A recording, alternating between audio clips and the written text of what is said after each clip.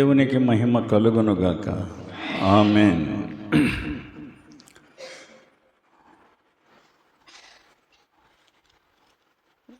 ఆదికాండం 5వ అధ్యాయం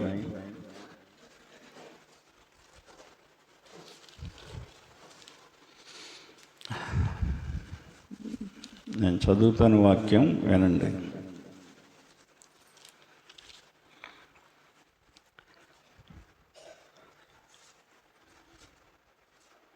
ఇరవై 29 వచనాలు నేను చదువుతాను. లెమెకు 182 ఏండ్లు బ్రతికి ఒక కుమారుని కని, భూమిని యెహోవా శపించినందువలన కలిగిన మన చేతుల కష్టము విషయములోను మన పని విషయములోను ఇతడు మనకు నెమ్మది కలుగు చేయననుకొని అతనికి నోవహు అని పేరు పెట్టాను. ప్రార్థన చేసుకుందాం. ప్రేమమయుడా, పరిశుద్ధుడా, మీకు వందనములు, స్తోత్రములు తండ్రి. చదువుబడిన మాటను బట్టి అనేకమైన మాటలు మాతో మాట్లాడండి. ఆత్మీయంగా మమ్మల్ని బలపరచండి. మా జీవితాల్లో మీరు చేసిన ఉపకారములను, మేలులను తలంచుకొని మీ సన్నిధి మరవకుండా జీవించే భాగ్యము మాకు దయచేయండి. వాక్యం మాట్లాడడానికి నిలబడి ఉన్నాను. మీ ఆత్మతో నన్ను నింపి వాడుకోండి. ఆరాధన ఆత్మీయంగా ఘనంగా జరిగించుకోండి. మహిమ ఘనత మీరే పొందుకోండి. యేసయ్య నామమున ప్రార్థించి అడుగుచున్నాము తండ్రి, ఆమేన్. అందనారండి, అందరికీ వందనాలు. ఆమేన్ అన్న మాట గట్టిగా చెప్పడం అలవాటు చేసుకోండి. మీ జీవితాలు బాగుంటాయి.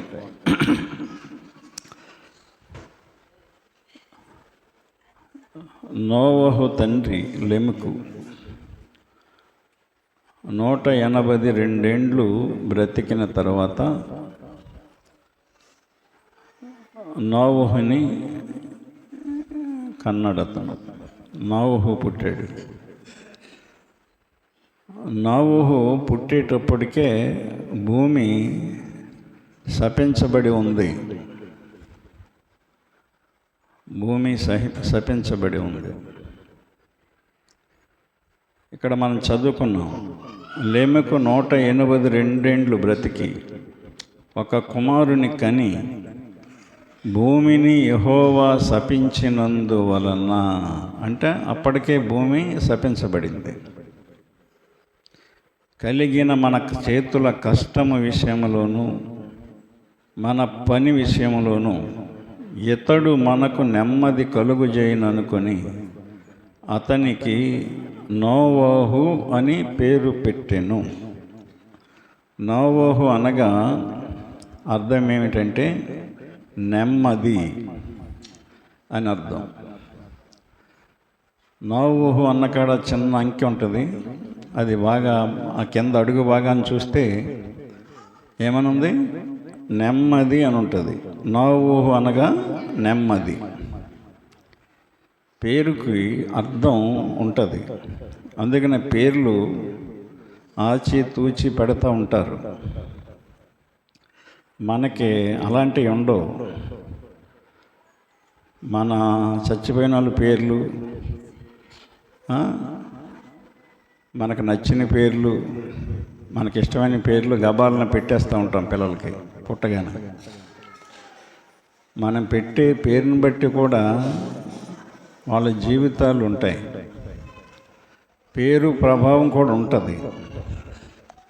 నోవహు అనే మాటకి అర్థం ఏమిటి? నెమ్మది. అది ఆ తండ్రి ఏమనుకున్నాడంటే తల్లిని, ఇతడు మనకి నెమ్మది కలుగజేయును అనుకొని. నెమ్మది. మన బిడ్డలు పుట్టినప్పుడు కూడా మనం కొన్ని అనుకుంటూ ఉంటాం,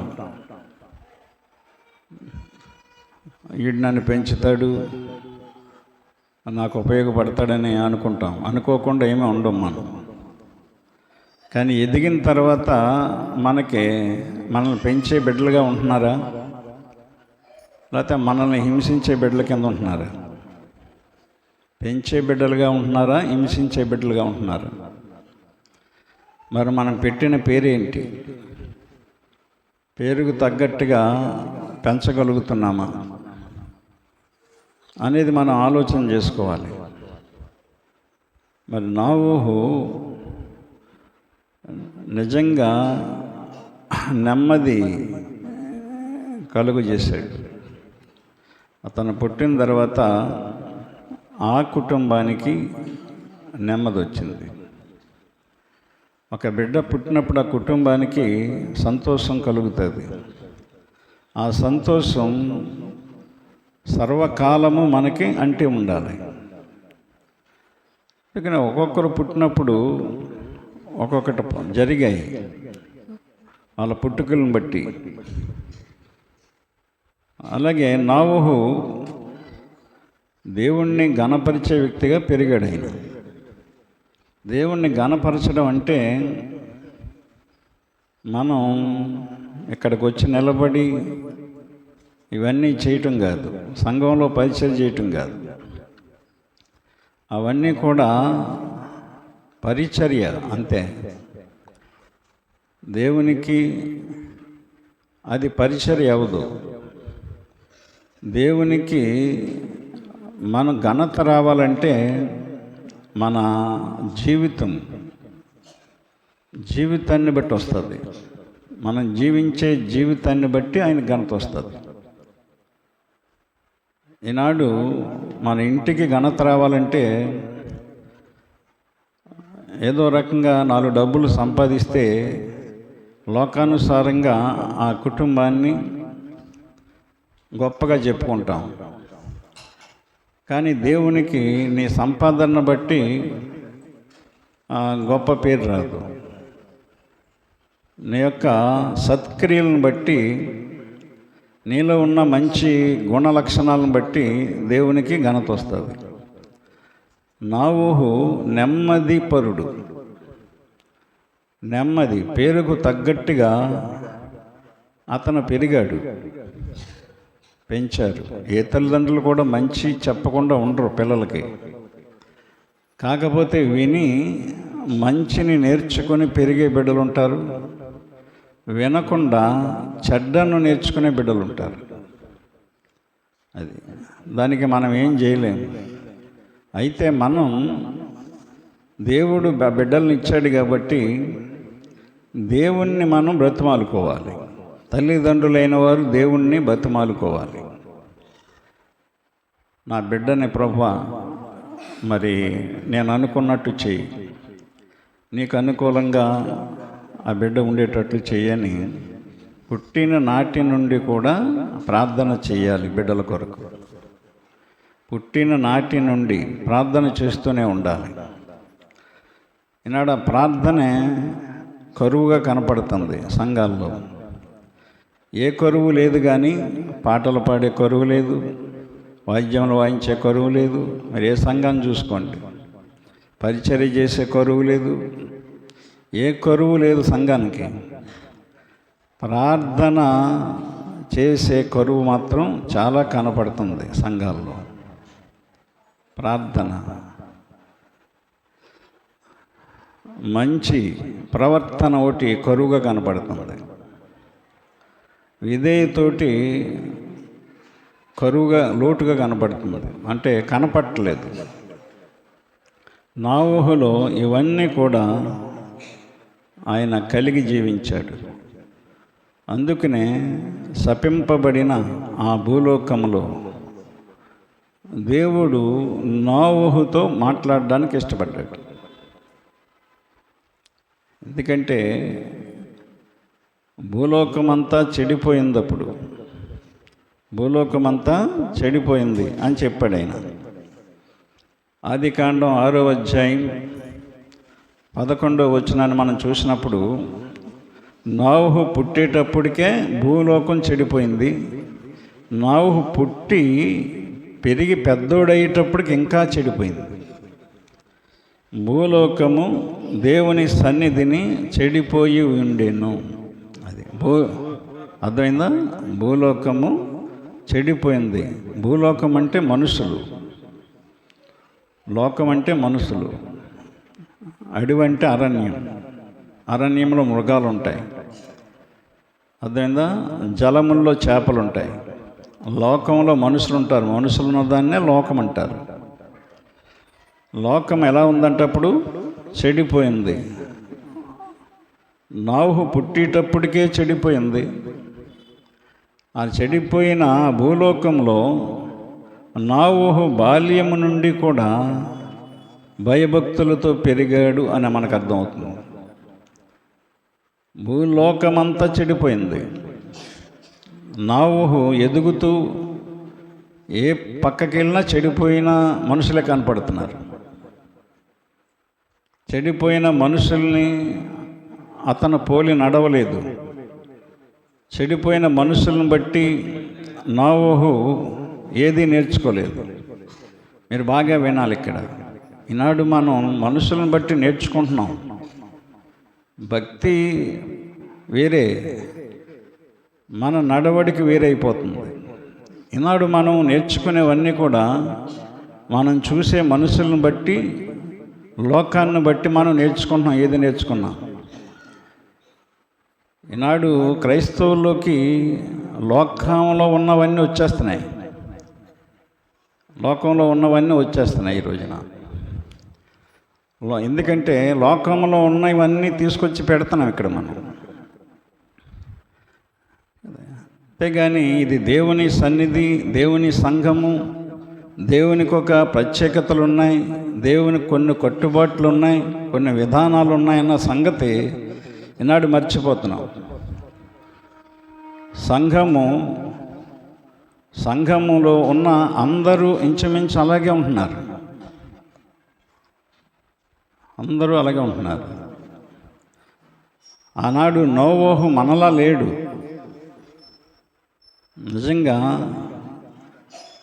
నోవహు గొప్ప వ్యక్తి. అయిన బాల్యంలో చెడిపోలేదు, యవ్వనంలో చెడిపోలేదు. అంటే లోకమును అనుసరించి ఆయన నడవలేదు, లోకమును పోలి నడవలేదు ఆయన.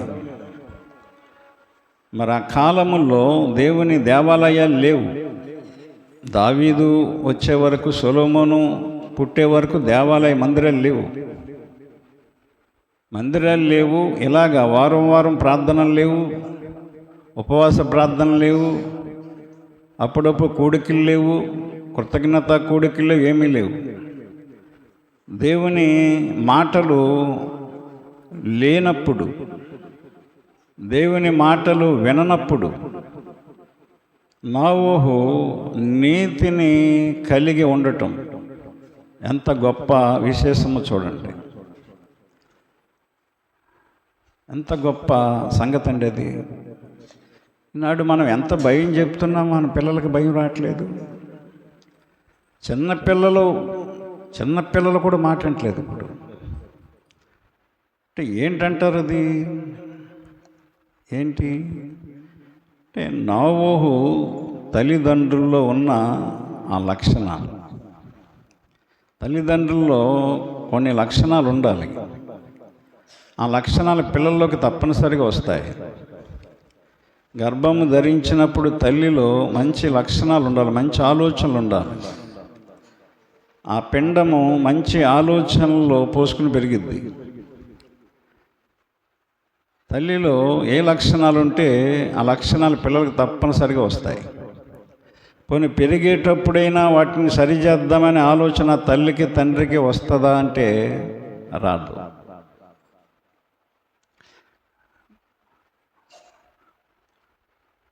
కనుక నోవహు తల్లిదండ్రులను బట్టి కూడా కొంత ఉంటుంది బేజం. ఎందుకంటే తల్లిని భూమితో పోల్చారు.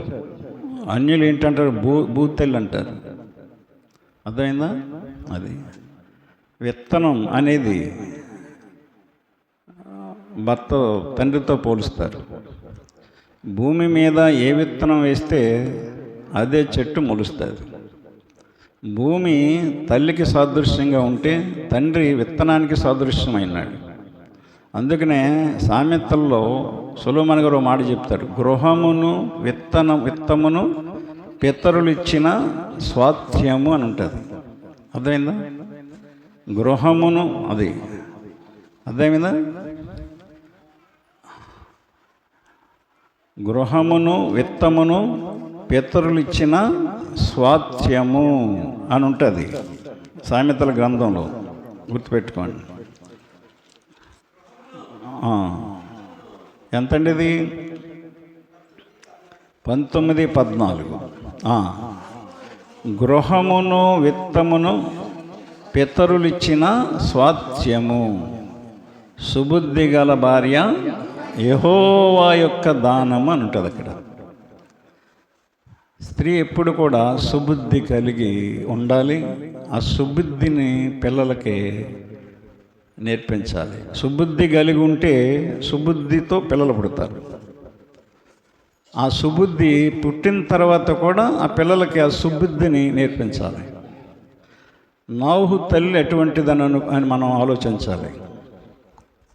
ఎందుకంటే ఎక్కువగా పిల్లలను పాడు చేయడానికి కారకులు తల్లులే, తండ్రులని నేను అన్నాను. ఏ తండ్రి కూడా ఒప్పుకోడు. వాళ్ళు తాగుబోతే అయినా సరే ఒప్పుకోడు తండ్రి. తల్లులే కన్విన్స్ చేసేస్తారు భర్తని బిడ్డల మీద ప్రేమతో. తల్లికి స్త్రీకి సుబుద్ధి ఉండాలి, సుబుద్ధి ఉండాలి, మంచి బుద్ధి ఉండాలి తల్లికి. నేను గుర్తుపెట్టుకున్నాడు స్త్రీలందరూ. ఇంటిని నువ్వు కాపాడుకోవాలి, ఇంటిని నడిపించుకోవాలి. ఇంటికి అన్నీ నువ్వే, అర్థమైందా? ఇంటికి కాపరి నువ్వే, పోషణ నువ్వే, పరిపాలించడం నువ్వే. ఎందుకంటే నీ ఆధ్వర్యంలో నడుస్తుంది ఇల్లంతా. నీ చిత్తం లేకుండా నీ భర్త ఏం చేయడు, నీ ఇంట్లో ఏది జరగదు సాధ్యమైనంత వరకు. నువ్వు కాదంటే భర్త చేసేది ఏమీ లేదు. కనుక అది నిజంగా నోవహు చాలా అదృష్టవంతుడు, అలాంటి తల్లి కడుపును పుట్టడు. ఆ దుష్టలోకంలో, చెడిపోయిన లోకంలో నోవహుని ఆ విధంగా పెంచింది ఆమె. చిన్న బాలుడు పెరగాలంటే వాడికి ఏం తెలియదు కదా. కనుక నోవహుని మీద ఆశ పెట్టుకున్నారు వాళ్ళు. ఆ తల్లిదండ్రులు మంచోళ్ళు కాబట్టి వాళ్ళు ఏమనుకున్నారు, కుమారుని కని భూమిని యెహోవా శపించినందువలన కలిగిన మన చేతుల కష్టము విషయములోను మన పని విషయములోను ఇతడు మనకి నెమ్మది కలుగు చేయననుకొని నెమ్మది గురించి ఆలోచించారు. వాళ్ళు పుట్టినప్పుడు నెమ్మది గురించి ఆలోచించారండి. అర్థమైందా? నెమ్మది గురించి ఆలోచించి నెమ్మది కలుగు చేయననుకొని అతనికి నోవహు అని పేరు పెట్టారు. ఆ బిడ్డని నెమ్మదిగానే పెంచారు.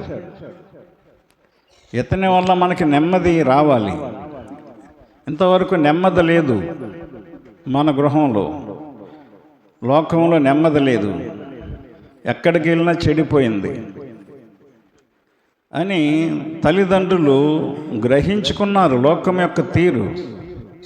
మనం కూడా సమాజం యొక్క తీరు గ్రహించుకోవాలి, నా సంఘాల తీరు గ్రహించుకోవాలి. మనం ఆ సంఘం ఎలా ఉంది, ఈ సంఘం ఎలా ఉందనేది మనం చూడాలి, పరీక్షించుకోవాలి. అందుకనే ఇర్మియా గ్రంథంలో 6వ అధ్యాయం 16వ వచనంలో ప్రవక్త ద్వారా దేవుడైన యెహోవా మాట్లాడతాడు. యెహోవా ఇలాగు సెలవిచ్చుచున్నాడు, మార్గములలో నిలిచి చూడుడి, పురాతన మార్గములను గురించి విచారించుడి, మేలు కలుగు మార్గమేది అని అడిగి అందులో నడుచుకొనుడి, అప్పుడు మీకు నెమ్మది కలుగును అని చెప్పాడు ఆయన. ఏం కలుగుతుంది? నెమ్మది. నెమ్మది కలగాలి మనకంటే మనం ముందు మందిరానికి వెళ్ళే మార్గాన్ని చూడాలి. మనం మందిరంకి వెళ్ళే మార్గంలో చూడాలి. మార్గంలో ఎవరు వెళ్తున్నారు చూడాలి. ఏ చర్చికి వెళ్తున్నారు, ఏ సంఘానికి వెళ్తున్నారు, నిలబడి చూడమని చెప్పాడు ఆయన. ఒకటి కాదు, మార్గములలో నిలిచి చూడండి అన్నాడు ఆయన. పురాతన మార్గములను గురించి విచారించండి. పురాతన సంఘాలు, ఆ సంఘాలు ఈ రోజున ఆ సంఘం పేరు చెప్పుకొని, ఆ భక్తుల పేరు చెప్పుకొని పబ్బం గడుపుతున్నారు. వాళ్ళు ఒక్క భక్తి ఒక్కటి కనపడదు అక్కడ. నేతి బీరకాయ అని చెప్పి ఆ నేతి బీరకాయని పేరు తప్ప బీరకాయలో నెయ్యి ఉండదు. సంఘాల్లో పురాతన సంఘాలు పూర్వకాలం భక్తులు స్థాపించారు. ప్రార్థనాపరులు వాళ్ళ జీవితాల్ని త్యాగం చేశారు. వాళ్ళు భక్తికి, దేవుని కొరకు ఏ సుఖ సంతోషాలు కోరుకోలేదు. వాళ్ళు లాభాపేక్షలు కోరుకోలేదు. కొన్ని ఆత్మలు నడిపించాలి. దేవుని ఆత్మ నింపుదల ప్రజల్లోకి తీసుకురావాలి. ప్రజలను మార్చాలి, ఊర్లు మార్చాలి, గ్రామాలు మార్చాలని చెప్పి వాళ్ళొక ఉద్దేశంతో ప్రారంభించిన సేవా పరిచర్యలై ఈ రోజున అవి ఆరంభంలోంచి ఉన్నాయి. కాబట్టి ఇప్పుడు పెద్ద పెద్ద సంస్థలుగా, సంఘాలుగా ఏర్పడిపోయాయి. ఇంకా అనేకమైన మార్గాలు వచ్చాయి. ఒకదాన్ని బట్టి అందులోంచి బయటకు వచ్చి, అలాంటి మార్గాల్లో మనం ఒక చర్చికి వెళ్దాం అనుకున్నప్పుడు, సంఘానికి వెళ్దాం అనుకున్నప్పుడు ముందు ఆ సంఘాన్ని నిలబడి చూడాలట. ఆ మార్గంలో వెళ్ళే మనుషులను చూడాలి. అర్థమైందా? పురాతన మార్గాలు ఎప్పటి నుంచో ఉన్నాయి ఈ సంఘాలని చెప్పేసి ఆ పురాతనమైన సంఘాల్లో ఆ సంఘాల్లో కూడా వెళ్ళకూడదు. అక్కడ ఏమన్నాడు? పురాతనమైన మార్గములను గురించి విచారించమన్నాడు. అది విచారించి తెలుసుకోవాలి. మనం విచారించాలి. ఎప్పుడుదో కదా సంఘం, ఇందులోనే దేవుడు ఉంటాడు అనుకోకూడదు. మేలు కలుగు మార్గమేది అని అడిగి తెలుసుకోవాలి. పోయిందేమీ లేదు, అడిగి తెలుసుకోవాలి. ఒక వస్తువు కొనేటప్పుడు ఎంత తెలుసుకుంటావు నువ్వు? ఏది పడితే అది కొనేవి కదా. ఒక వాహనం కొనేటప్పుడు ఏ బండి కొనాలనేది ఆలోచించుకుంటావు. అదే బియ్యం తినే బియ్యం కొనేటప్పుడు ఏ బియ్యం బాగుంటాయని ఆ రకాలన్నీ చెక్ చేస్తావు. ఒక తిండికే అంత ఆలోచించినప్పుడు నువ్వు నీ యొక్క జీవానికి ప్రతినిధినైనా దేవుని సంఘం ఎలా ఉండాలి? నీకు దేవుని సంఘములో దేవుని వాక్యం ఉందా? క్రమశిక్షణ ఉందా? ప్రార్థన ఉందా? పద్ధతులు ఉన్నాయా? ఆ సంఘానికి వెళితే మన బిడ్డలు బాగుపడతారా, బాగుపడరా, చెడిపోతారా? ఆ సంఘానికి మనం వెళితే మన కుటుంబం నెమ్మది పొందుతుందా, నెమ్మది కోల్పోతుందా? ఎంత ఆలోచించాలి భక్తి విషయంలో. పిల్లలు పుట్టిన తర్వాత వాళ్ళని చదువు నిమిత్తం కాన్వెంట్లు వేయాలంటే ఆ కాన్వెంట్ గురించి ఆలోచిస్తాం మనం. ఆ కాన్వెంట్లో చదువు ఎలా ఉంటుందని అంతకుముందు చదివే వాళ్ళని, మన పక్కోళ్ళని, మనకు తెలిసిన వాళ్ళని ఆరాధిస్తాం.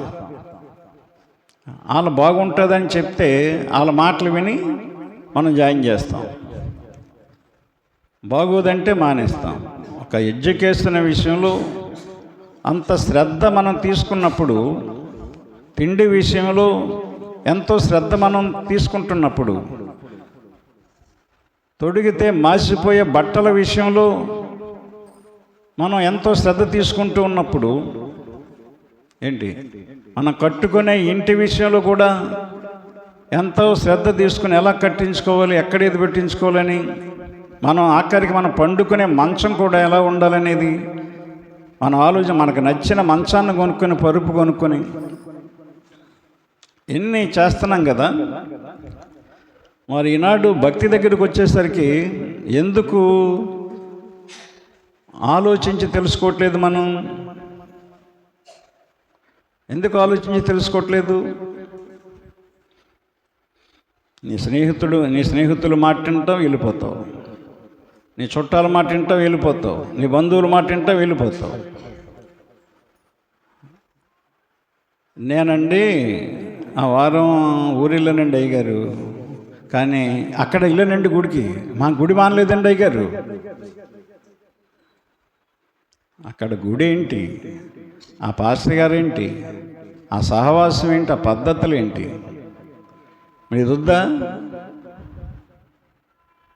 చేత దేవుని వాక్యం మనం తెలుసుకోవాలి.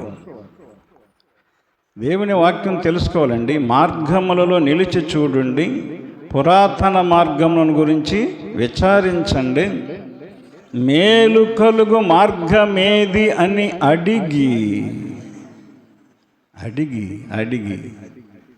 అదేనా అందులో నడుచుకొనిడి.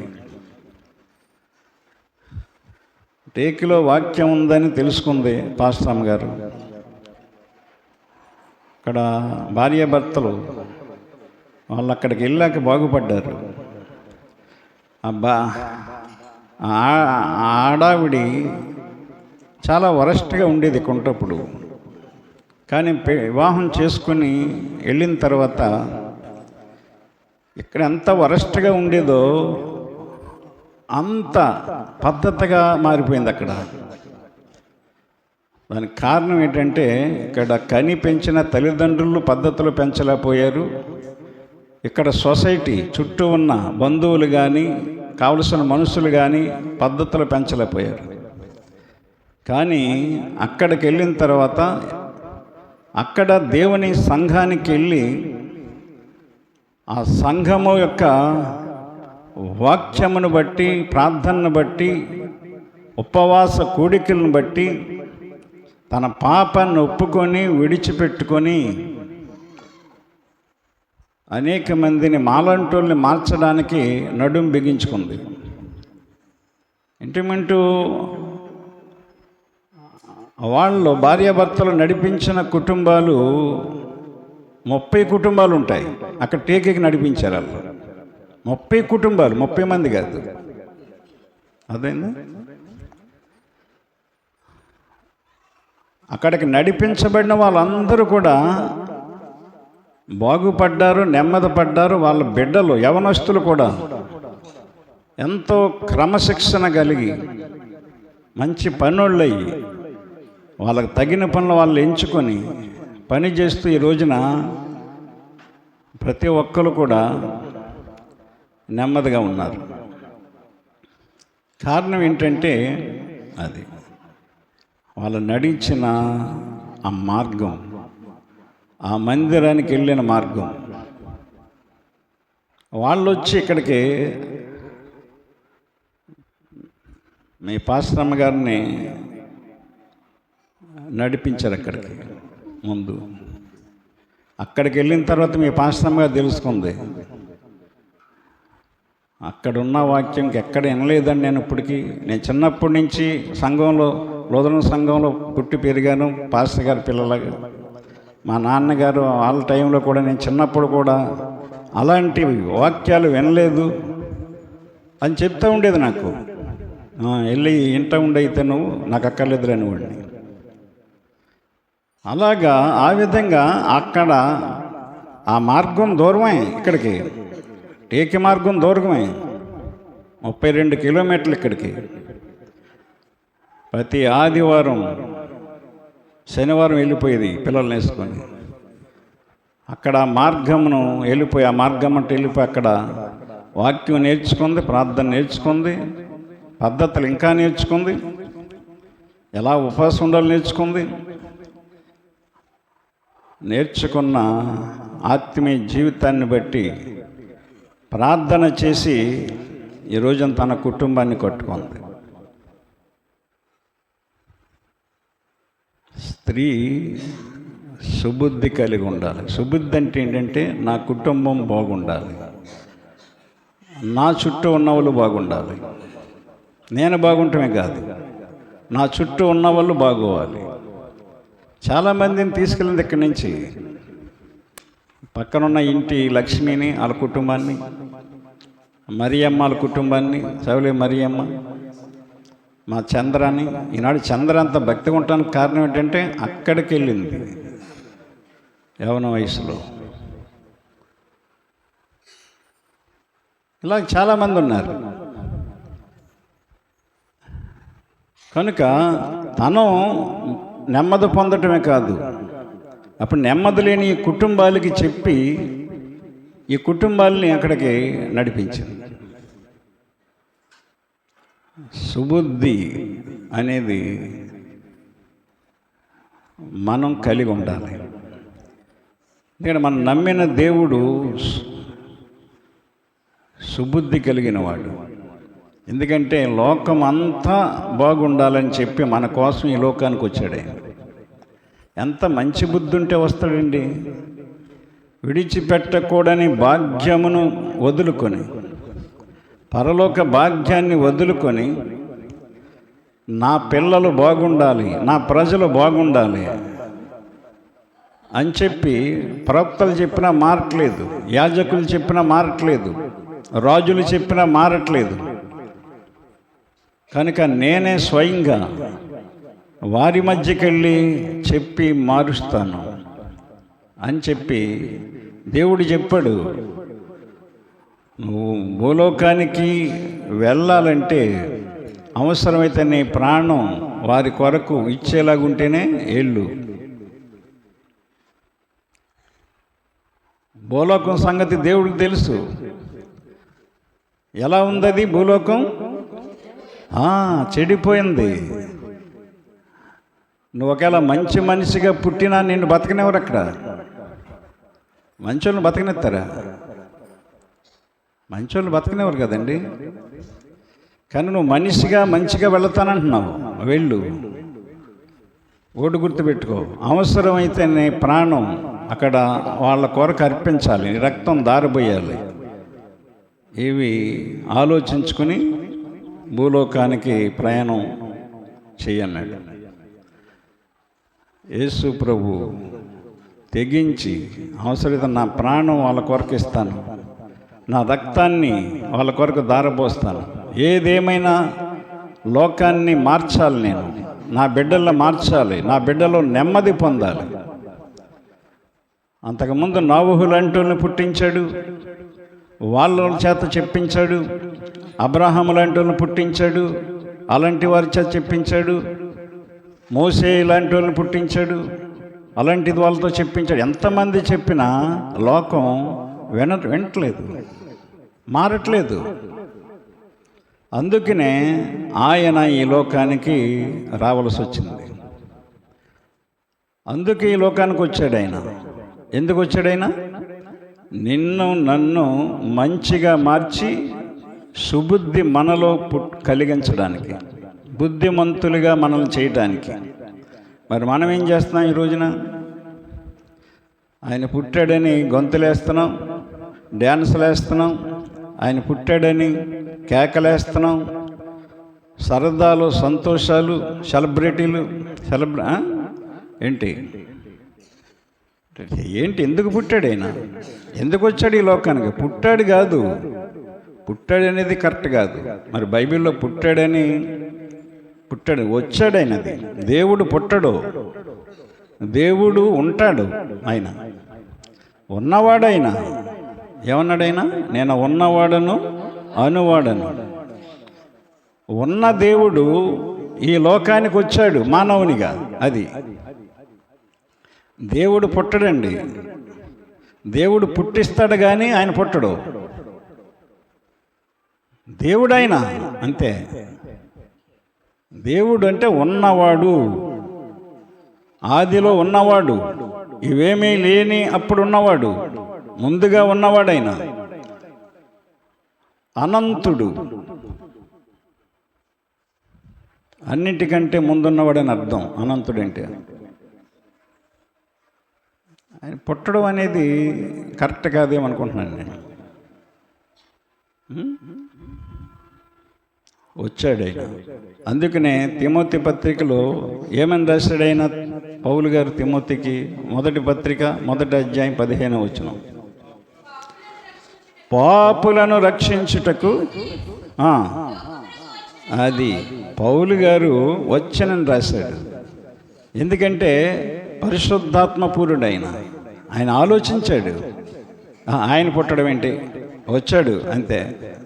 ఆ వాక్యము నమ్మదగినది అని చెప్తున్నాడు. పూర్ణ అంగీకారమునకు యోగ్యమైనదై ఉన్నది. అర్థమైందా? వచ్చాడండి. లూకా సువార్తలో కూడా లూకా రాశాడు 19వ అధ్యాయం 10వ వచనం. లూకా సువార్తలో నశించిన దానిని వెదకి రక్షించుటకు మనుష్య కుమారుడు వచ్చెను అను మాట. వచ్చాను, వచ్చాడు వచ్చాడు వచ్చాడు నశించిపోతున్న నీ కొరకు, నాశనమైపోతున్న ఈ లోకం కొరకు.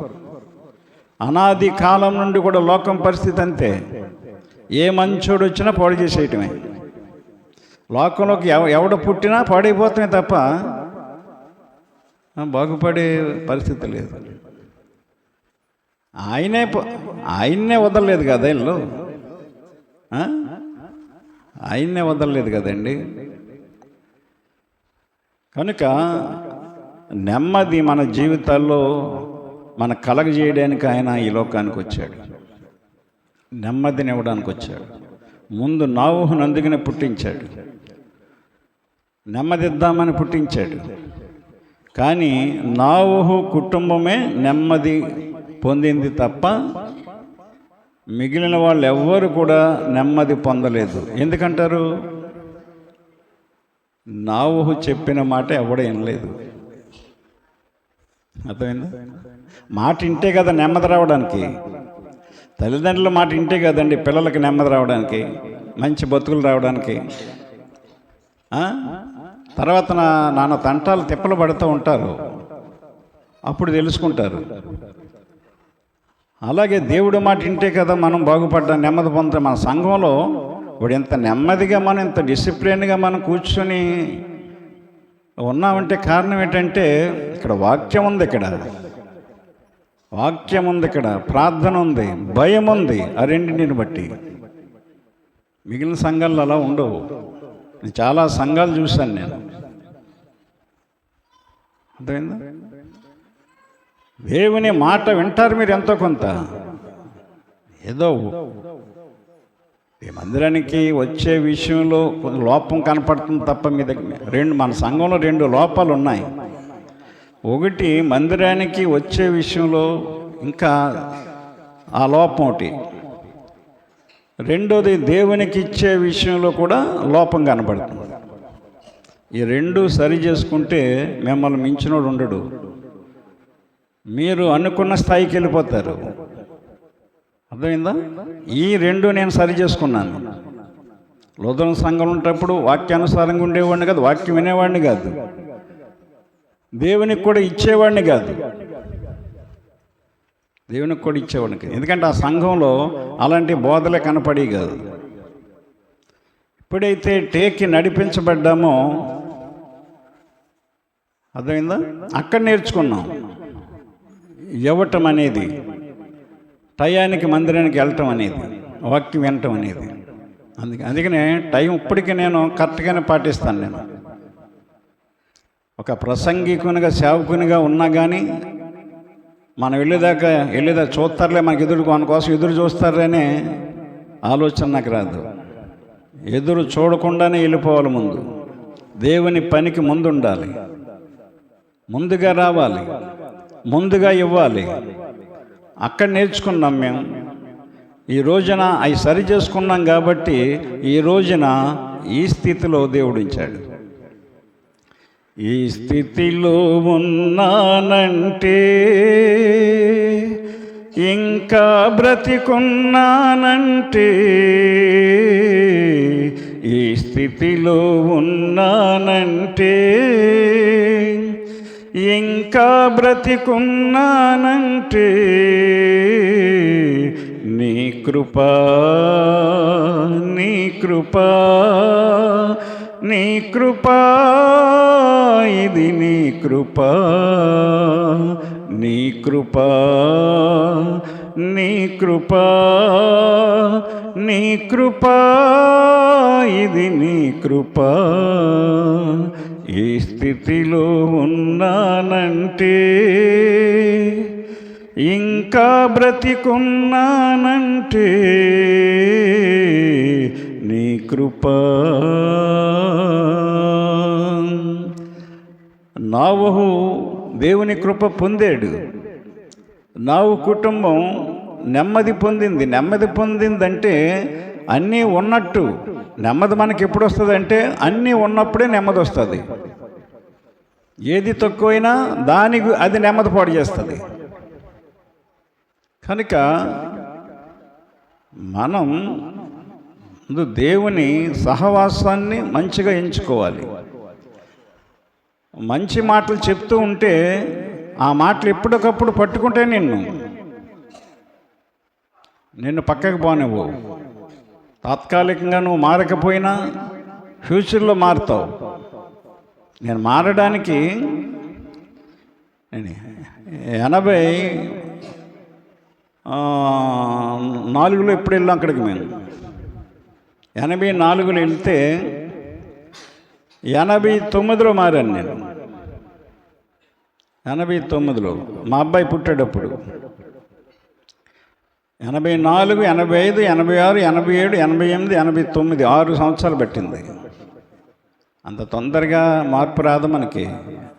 అలాంటి బలమైన వాక్యంలో, శక్తిగల వాక్యంలో, అలాంటి పరిశుద్ధాత్మ కలిగిన వారు ప్రార్థన చేసిన ప్రార్థనల్లో పాల్గొంటే 6 సంవత్సరాలకి నేను మారాను.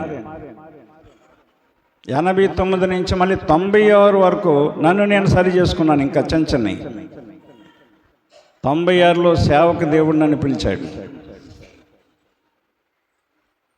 దేవుని కృప అప్పుడు మన మీదకు వస్తుంది. దేవుని కృప మన మీద ఉంటే మనకన్నీ ఉన్నట్టే. కృప అంటే లేనిది పొందేటి వరం. అది లేని దాన్ని దేవుడు మనకిస్తాడు. ఈ సృష్టి అంతటిని చేయటానికి దేవుని కృపది. దేవుని కృప లేని దాన్ని చేశాడు. దేవుని కృపండి అంటారు అందరూ. కృప పొందాలి మనం. ఎందుకు నోవహు కృప పొందాడంటే ఆ పాడైపోయిన లోకములో పుట్టాడైనా. పుట్టిన అతను పాడవలేదు. బాల్యములో పాడవలేదు, యవనములో పాడవలేదు. వివాహం చేసుకుని పిల్లలను కన్నాడు. ఆ విషయంలో కూడా 3 కుమారులను కన్నాడు. వాళ్ళని పెంచే విషయంలో కూడా అతను ఎప్పుడు తప్పుదారికి వెళ్ళలేదు. వృద్ధాప్యంలో కూడా నోవహు దారి తప్పలేదు. మరి ఈ రోజున ఎలా ఉన్నాయి సంఘాలు? ఈనాడు క్రైస్తవులు ఎలా ఉన్నారు ఈ రోజున? బాల్యంలో సండే స్కూల్కి వెళ్తున్నారు, మార్పు కనపట్లేదు. మనం చూస్తున్నాం. యవన కాలం వస్తుంది, యవన కాలంలో మార్పు కనిపించట్లేదు. యవన కాలంలో అవసరమైతే తల్లిదండ్రుల్ని హింసిస్తున్నారు, తన్నుతున్నారు, కొడుతున్నారు, మాటలు కూడా అంటున్నారు. చిన్నప్పటి నుంచి సండే స్కూల్లో పెరిగి ఇదేటండి ఇది? నాకు అదే ఆలోచిస్తాను ఒకసారి. అక్కడ చెప్పరు, ఇంటికి వచ్చాక తల్లిదండ్రులు కూడా పట్టించుకోరు. ఏం నేర్చుకున్నావురా, ఏం చేసావురా, ఏం వాక్యం చెప్పారని అడగవు. ఎందుకంటే నీకు తెలిస్తే కదా, నీలో ఉంటే కదా. సుబుద్ధి నీలో ఉంటే నా పిల్లల్లో సుబుద్ధి ఉండాలని ఆలోచిస్తావు. మారు మనసు పొందిన తర్వాత అది అక్కడికి వెళ్ళిన తర్వాత మారు మనసు పొందిన తర్వాత నా బిడ్డల్లో మంచి బుద్ధి ఉండాలి, మంచిగా ఉండాలని అనుకొని వాళ్ళ కోసం నేను అన్నీ తగ్గించుకున్నాను. వాళ్ళ కొరకు ప్రార్థన చేసేవాడిని. అప్పటి నుంచి అమ్మగారు ఎలాగ ప్రార్థన చేసేది, ఎప్పుడు ప్రార్థన ఇంటికాడ ఉండి, నేను పనికి వెళ్ళేవాడిని వచ్చేవాడిని కాబట్టి అంత ప్రార్థన నేను చేసేవాడిని కాదు, కానీ ప్రార్థన చేసుకునేవాడిని. వాక్యం ఎక్కువ చదివేవాడిని, నేను వాక్యం ఎక్కువగా చదివేవాడిని. డ్యూటీ నుంచి వచ్చి ఓటీ చేసి వచ్చి 10ంటికి స్నానం చేసి ఇంచుమించు 1 గంట వరకు వాక్యం చదివాడిని. నేను రెఫరెన్స్లు చూసుకునేవాడిని, సంబంధించిన వాక్యాలన్నీ పేజీ రాసుకునేవాడిని. అందుకనే ట్రైనింగ్ లేకపోయినా వాక్యం మరి అలా చెప్పడానికి కారణం ఏంటంటే ఎక్కువ వాక్యం నేను చదివేవాడిని. చెప్పే విధానం ఇలా చెప్తే బాగుంటుందని 2-3 రకాలుగా ఒక మెసేజ్ని ఆలోచిస్తూ ఉంటాను నేను. వీళ్ళు బైబిల్ చదవరు, వీళ్ళకి ఎలా చెప్పాలి, ఫలానా అది ఎక్కడికి మెసేజ్కి వెళ్ళినా ఇంతకుముందు వెళ్ళేవాడిని. ఆ ప్రాంతం గురించి తెలుసుకొని అక్కడ ఏ వాక్యం చెప్పాలో తెలుసుకొని చెప్పేవాడిని, ప్రార్థన చేసుకొని. పాస్టర్ గారు చెప్పమన్నట్టు చెప్పను, నేను పిలిచిన పాస్టర్ గారు చెప్పమన్నట్టు చెప్పను. అందుకని నన్ను ఎవరో పిల్లరు రెండోసారి. అర్థమైందా? పాస్టర్ ప్రభు పరిశుద్ధాత్మ ఏ ప్రేరేపణ ఇస్తే అలాగ వెళ్ళిపోద్ది మెసేజ్. ఎందుకంటే నెమ్మది పొందాలి, నెమ్మది కలగాలంటే దేవుని మాట మనం వినాలి. దేవుని మాట విన్నప్పుడు విశ్వాసం మనలోకి వస్తుంది. ఆ విశ్వాసమును బట్టి మనం దేవునికి ఇష్టలుగా మారుతాం. ఆ దేవునికి ఇష్టలుగా ఎప్పుడైతే మనం మారడానికి విశ్వాసం మనలో ఉందో, దేవునికి ఇష్టలుగా మనం మారేమో, ఆయనకి ఇష్టలైన మనుషులకు భూమి మీద సమాధానము కలుగునుగాక. సమాధానం ఈజ్వల్ టు నెమ్మది. కనుక బిడ్డల్ని భక్తిలో పెంచండి, వాక్యంలో పెంచండి. ప్రార్థనలకి డొమ్మ కొట్టినవ్వకండి. అక్కడ ఫంక్షన్ ఉంది, ఆ ప్రయాణం ఉంది, అక్కడికి వెళ్ళాలి, ఇక్కడికి వెళ్ళాలి. ఇది క్రైస్తవుల్లో ఎక్కువైపోయింది. లోకాన్ని బట్టి నడుస్తున్నారు, నెమ్మది కోల్పోతారు, సమాధానాన్ని పోగొట్టుకుంటారు. మీరు కాత కలిగింది కదా అని విర్రవెక్కండి, అతిశయించకండి. అబ్బెబ్బే స్థిరం కాదు ఈ లోకం లేది. నువ్వే స్థిరం కాదు, నువ్వు సంపాదించిన ధనం స్థిరంగా ఎలా ఉంటుంది? మనమే స్థిరం కాదు ఈ లోకంలో. సంపాదన వస్తుంది, పోద్ది, కానీ భక్తి రావడం కష్టం. వచ్చిన భక్తిని నిలబెట్టుకోవడం ఇంకా కష్టం. పోగొట్టుకోకూడదు. నీ భక్తి నీకుంటే నీకు అన్ని విధాలా కూడా లాభకరంగా ఉంటుంది. మరణంలోని లాభమే, నీ జీవంలోని లాభమే. అందుకనే అని చెప్తాడు నేను, సంతుష్టి సహితమైన దైవభక్తి గొప్ప లాభ సాధనమై ఉన్నది అని. అర్థమైందా? అది ఆ లాభం నీకు ఎప్పుడు ఉంటుంది, బ్రతికున్నప్పుడు ఉంటుంది, ఈ లోకాన్ని విడిచిన తర్వాత కూడా నీకు ఉంటుంది. పరలోకానికి తీసుకెళ్ళేటంత లాభం. కనుక నా ప్రియమైన సహోదరి సహోదరులారా, దేవుని వాక్యాన్ని మీరు అర్థం చేసుకోండి. ఆ పాడైపోయిన లోకంలో, చెడిపోయిన లోకంలో నోవహు ఎంత జాగ్రత్తగా బతికాడో, ఎంత జాగ్రత్తగా తన బిడ్డల్ని కన్నాడో, ఆ బిడ్డల్ని ఎంత జాగ్రత్తగా పెంచాడో ఊహకి అందదు. అది ఇలా ఇల్లు దాటితే ఈ పక్క వెళ్ళినా చెడిపోయి ఉన్నారు, ఈ పక్క వెళ్ళినా చెడిపోయి, ముందుకెళ్దానా చెడిపోయి ఉన్నారు, వెనక్కి వెళ్ళినా చెడిపోయి ఉన్నారు. నిజంగా నోవహు కొడుకులు కూడా నోవహు మాట విన్నారా? నోవహు కోడళ్ళు కూడా నోవహు మాట విన్నారు. నిజంగా అలాంటి కోడళ్ళు ఉండరండి ఈ రోజుల్లో. అర్థమైందా? చాలా చూస్తున్నాం ఈ రోజున. కానీ నిజంగా నోవహు ఎంత గొప్ప ధన్యకరమైన జీవ చూడండి. నా ప్రియమైన సహోదరుడా, సహోదరి, దేవుడు చెప్పినట్లుగా నోవహు చేశాడంట. నేను 6వ అధ్యాయం 22వ వచనం మనం చదివితే, నోవహు అట్లు చేశాను. ఎట్లు చేశాడంటే, దేవుడు అతనికి ఆజ్ఞాపించిన ప్రకారం యావత్తు చేశాను. దేవునికి మహిమ కలుగునుగాక. అది ఈరోజు చేస్తున్నామా? మనం చేయగలుగుతున్నామా? వాక్యం వింటాం, వెళ్ళిపోతాం, అలాగే చెప్తారు పాస్టర్లు అనుకుంటాం. అలా అనుకుంటే నువ్వు అలాగే ఉంటావు. గమనించండి, దేవుడు చెప్పిన ప్రకారంగా, ఆజ్ఞాపించిన ప్రకారంగా చేశాడు కనుక అదే నీతి. అంటే వెంటనే 7వ అధ్యాయంలో 1వ వచనం మనం చదివితే, యెహోవా ఈ తరము వారిలో నీవే నా ఎదుట నీతిమంతుడుగా ఉండుట చూచితిని. ఈ మాట చెప్పగలరా దేవుడు మన విషయంలో? నీతిమంతుడు ఎవరంటే, దేవుడు చెప్పిన వాక్య ప్రకారంగా చేసిన వాళ్ళే నీతిమంతులు. అదేమీ ఉండదు నేటి సంఘాల్లో. ఎవరి కాళ్ళే అనుకుంటూ ఉంటారు, నీతిమంతురాలు,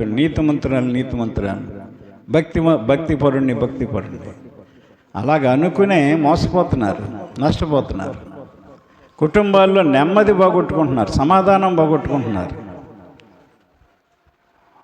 ఒంట్లో ఆరోగ్యాలు పోగొట్టుకుంటున్నారు. దేవుని మాటకి విరుద్ధంగా నడిస్తే ఏదైనా పోగొట్టుకుంటాం. నాకు వేరుగా ఉండి మీరేమీ చెయ్యలేరని చెప్పాడు. అర్థమైందా? దేవుడండి ఆయన ఉన్నవాడండి. ఆయన చీకటిలో వెలుగు పుట్టించి శూన్యములో సమస్తమును చేసిన దేవుడైన. ఈ రోజున మనం కలిగి ఉన్నవన్నీ దేవుడే ఇచ్చాడని అంటున్నాం, నిజమండి అది. కానీ మరి దేవుని పట్ల ఎలా ఉంటున్నాం మనం? అన్నీ దేవుడు ఇచ్చాడని అంటున్నాం, నిజమే. మరి అన్నీ ఇచ్చిన దేవుడికి ఎలా లోబడుతున్నాం మనం? ఎలా లోబడుతున్నాం? కనుక ఇక్కడ ఒక చెప్తాడు, మీ దినములు క్షేమముగాను మీ సంవత్సరములు సుఖముగాను వెళ్ళబుచ్చదురని. కీర్తనలు ఎక్కడ ఉంటాయి, నాకు గుర్తుండట్లేదు ఈ మధ్యన.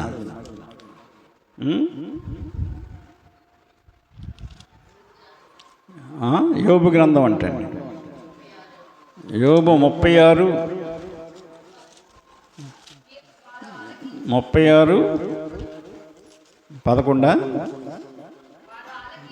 వారు ఆలకించి, బైబిల్ చూడండి, మీరందరూ తీసి బైబిల్ చూడండి, చదువుకున్నవాళ్ళు.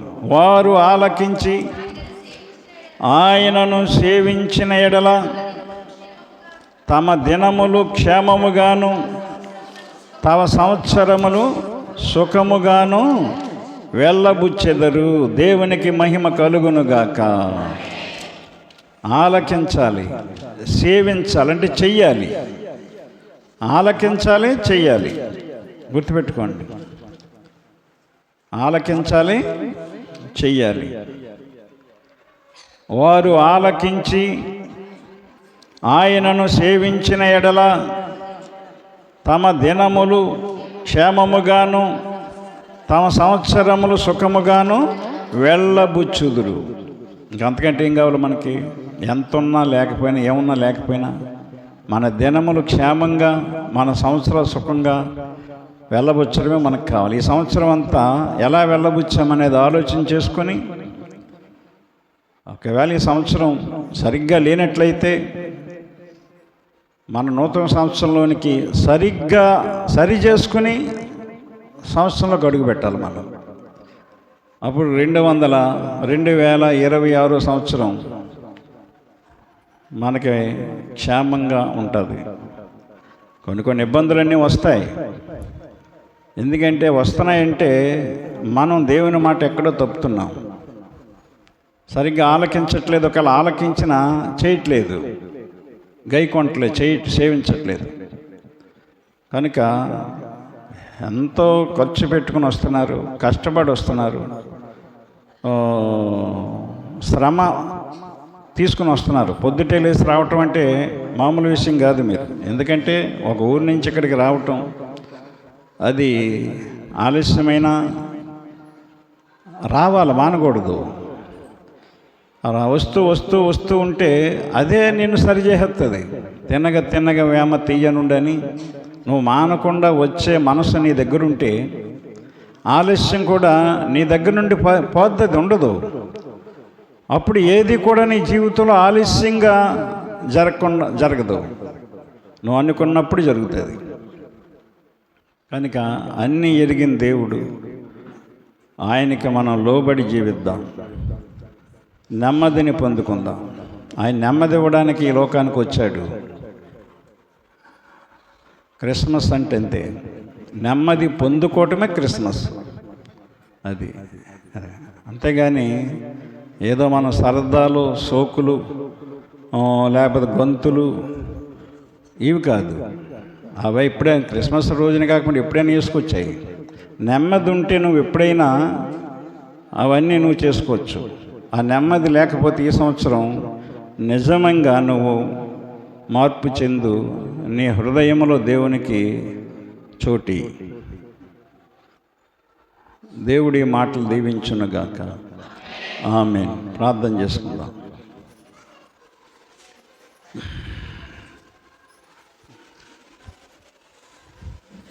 ప్రేమ కలిగిన ప్రియ పరలోకపు తండ్రి, మీకు వందనములు, స్తోత్రములు తండ్రి. ఈ లోకములో మీరు మానవునిగా జన్మించారు, సంపూర్ణమైన మానవునిగా, సంపూర్ణమైన దేవుడిగా, సంపూర్ణమైన ఆశీర్వాదాలు ఇవ్వడానికి మమ్మల్ని ప్రేమించి ఈ లోకానికి వచ్చారు తండ్రి. ప్రతి సంవత్సరం నాయన ఆ విధంగా నిన్ను జ్ఞాపకం చేసుకునే దినాల్లో మేము ఉన్నాం. మీ జన్మదిన వేడుకల్లో ఈ లోకం తనమునకలైపోతుంది. ఆ సందడిలో, ఆ పండగల్లో నిన్ను మర్చిపోతున్నారు, ఎలా ఉండాలో మర్చిపోతున్నారు. ఈ ఉదయకాలం, ఈ వర్తమానం విన్న నీ బిడ్డలందరూ నోవహు వలె నెమ్మది పరులుగా ఉండి వాళ్ళ కుటుంబాల్లో నెమ్మది పొందుకోవటానికి నీ మాటలే కారణం అని తెలుసుకొని నువ్వు చెప్పినట్లల్లా చేశాడు కాబట్టి నోవహు నెమ్మది పొందుకున్నాడు, నీతిమంతుడని పేరు తెచ్చుకున్నాడు. అట్టి ఆశీర్వాదం మా సంఘమునకు అనుగ్రహించండి. వాక్యాన్ని విన్న ప్రతి ఒక్కరి హృదయాల్లో వాక్యాన్ని నింపండి, వాక్యాన్ని ఫలింపచేయండి, నూరంతలుగా దీవించండి. యేసయ్య నామమున ప్రార్థించి అడుగుచున్నాము తండ్రి. ఆమేన్. అందరికీ వందనాలండి.